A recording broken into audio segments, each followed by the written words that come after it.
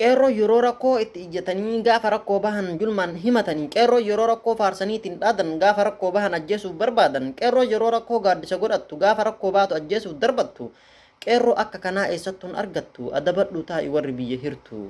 Qeerroon qeerrensuma inni nu rasaasaa adda baasee beeka firaa fi diinasaa qeerroon jedhin nu xiiqin dandeenyu gaafa sitti kaane lafaanuus hin geennu. Ani si kabaje atis na kabajiis nan kabajju taanaan sitti fe'a baajii amma si ari'a daldalaa kee wajjii. Qeerroon jedhin qeerrensi nyaataa gaafa nu sikkaane taa'ii hin albaataa qawwee kee caccabaa eenyutu sodaata.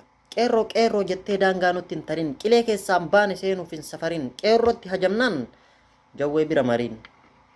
Loltoonni abiyyiin guyyarraa leenjisu leenjii torbee tokkoon kan inni eebbisu bakka lolaa geennaan jarri kanan barre farshoo dhuguu malee lolaan wal hin garre lolli qaldi maaree akka qeedhaaman gabaan wal bitaaree.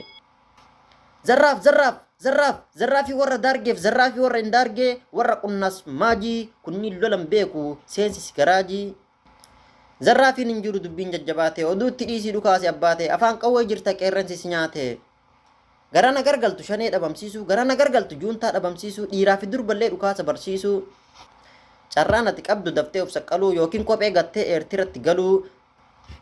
Akkamsii godharee sitti himee diddee lakki yaa abbichuu qawwee kana dhiisi qawween bulchuu yaadaan amansiisi mirga diqqaaf guddaa qixa qabachiisi diimokiraasii dhugaa lafa qabachiisi. Kana waggaa meeqaaf sitti himee diddee amma ka'ii badii ilma dhibde.